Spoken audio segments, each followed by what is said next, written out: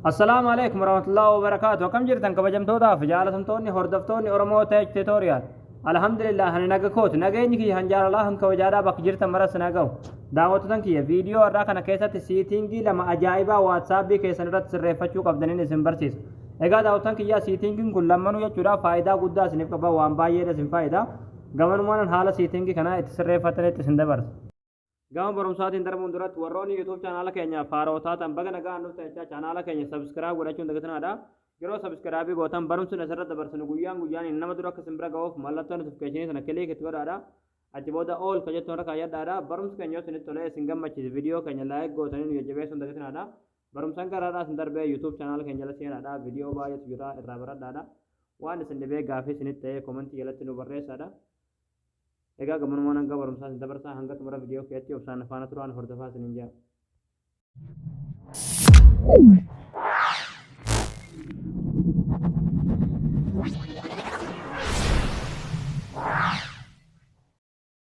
Hayyee daawwattoota kiyyaa siitingii lama faayidaa isiniif qabu kana sirreeffachuudhaaf WhatsApp keessatti galtanii achi booda tuqaa sadii sana kilik ni gootu. Achi booda siitingis ka jiru kilik ni gootu. Achi booda chaatis ka jiru kilik ni gootu. Achi booda kinoo siitingii kinoo isa kana jechuudha asitti isin fide inni tokko isa kana siitingii kun akkuma sirriitti agartan amma oolirra jira jechuudha yookiin banaa jira amma kun haala kanaan cufee haala kanaan immoo banaa jira jechuudha dursa jechuudha faayidaa siitingii kun qabuu fi miidhaa siitingii kun qabu isinitti haimu jechuudha dursa jechuudha inni galee siitingii kun faayidaan isaadha jechuudha yoo cufaa jiraate fakkeenyaaf yoo haala kanaan cufaa jiraate wantoonni garagaraadha WhatsApp irratti isinitti ergamu jechuudha. Suuraaleen garagaraadha, viidiyooleen garagaraadha, aayidiyooleen garagaraadha. WhatsApp keessa sanirratti seefii tahanii hafan malee bilbila keessan galarii keessatti gonkumaayyuu gadi bu'anii bilbila keessan galarii keessan san isin jalaa hin guutan. Faayidaan isaadha kana jechuudha isin galee. Fakkeenyaaf namoonni gurubbii baay'ee qabdan gurubbii garee quraanaa haa ta'u, gurubbii garee bashannanaa haa ta'u, gurubbii garee marii garagaraatiif haa ta'uuti. Fakkeenyaaf gurubbii sanarratti waa baay'eetu argama jechuudha. Viidiyoolee garagaraadha, suuraalee garagaraadha, wantootuma isiniif bu'aa hin qabne fa'aa, wantootuma gartee isin hin barbaachifne fa'aa suni hundi jechuudha wanni gurubbii sanarratti argamu jechuudha. WhatsApp san keessatti seefii tahee hafa malee wantoonni garagaraadha gurubbii irratti ergamu sun jechuudha. Galarii bilbila keessanii keessatti bu'ee bilbila keessan isin jalaa hin guutu jechuudha. Yoo haala kanaan cuftan faayidaan isaadha kanaa jechuudha isin galee. Kanaafuu namoonni gurubbii baay'ee qabdan gurubbii garee garagaraadhaa keessa jirtan jechuudha. Waan kana osoo ofirraa cuftanii baay'ee tokko isin barbaachisa wanti kun baay'ee tokko isin gargaara jechuudha. Jawwaalli keessan akka isin jalaa hin oowwine jawwaalli keessan akka isin jalaa hin guunne isin gargaara jechuudha isin galee. Yoommoo haala kanaan banama dhiiftan jechuudha. Akkuma asirratti isin jee jechuudha wanti garagaraadhaa isinitti argamu jechuudha. Gareenis tahee gara miseejii namoota dhuunfaatiinis tahee jechuudha. Wanni hundinuu wanni gurubbii ishees WhatsApp keessan irratti isiniif ergame suni seefii taheeti WhatsApp irratti seefii taheeti galarii bilbila keessanii san irratti seefii tahaa jechuudha isin galee.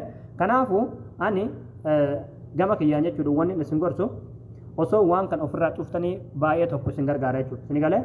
Waan barbaadan waan isin barbaachise jechuudha gama WhatsApp dhuunfaatiin miseejii dhuunfaatis tahee gama garee garagaraatiinis ta'ee waan isin barbaachisu waan isin tole tokko jechuudha isinum tara keessaniin yoo gama galarii keessanii seefii godhatan si wayya jechuudha isin galee inni ofiin otomaatikaalii wantoota isin hin barbaachifne waliin hundumaa otomaatikaalii bilbila keessan isin jalaa guuturra waan kana osoo ofuma keessanii jechuudha waan isinitti tole ofumaa galarii keessan keessatti buufatanii inni kaan ammoo WhatsApp sanirratti hafee isin gargaara jawwaala keessaniif illee isiniif bareeda jechuudha isin galee. Kanaafuu warri cufuu barbaadanis faayidaan isaadha kana warri immoo banaa dhiisuu barbaadanis miidhaan isaadha kanaaf san filannoon keessan jechuudha. Ani gama kiyyaan garuu ofirraa cufaadhaa isin jaa tokkollee isin barbaachisu isin galee miidhaa malee faayidaa isiniif hin qabu jechuudha. Ani gama kiyyaan odoo ofirraa cuftanii akka kiyya kanatti isiniif filadha jechuudha. Inni itti aanu kana keessa yeroo tokkoof duuba ni deebina. Itti aanuudhaan storage in the data ka jiru kanas kilikni gootanii achi booda asolitti manage storage ka jettu ni jirti jechuudha irratti kilikni gootu. Kun immoo maali wantoonni garagaraadha jechuudha wanti WhatsApp namni isiniif erge wanti isin namaaf ergitan guutumaan guututti asitti walitti qabama jechuudha. Kanaafuu kanallee yeroodhaan bilbilli keessan akka isin jalaa hin guunne qulqulleessuun isinirraa dirqama jechuudha. Asirratti akkuma argaa kiyya kun amma guutuu ka'ee jira jechuudha. Xiqqeeshuu takka tafe jechuudha. Keessan guutuun malaa'u jechuudha.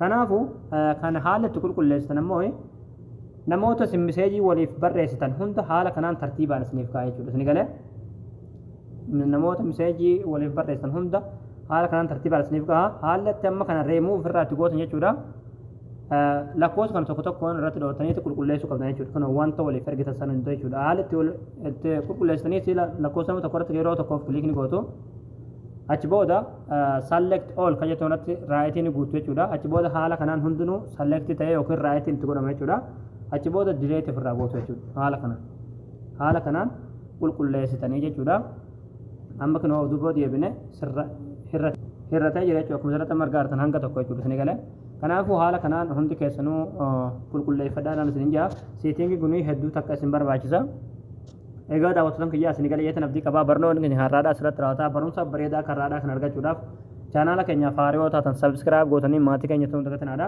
akkasumas viidiyoo keenya kana namni baay'een argee karraa fayyadamu laayik sheer waliif godhaa jechuudha laayikii fi sheeriin keessan hedduu takka nu jajjabeessa jechuudha akkasuma viidiyoo keenya kanallee namni baay'een akka argu godha jechuudha nu hilleen ammoo akka barumsa gaggaarii isiniif nu godha jechuudha barumsa birootan golte deebinutti waan hordoftaniif galatooma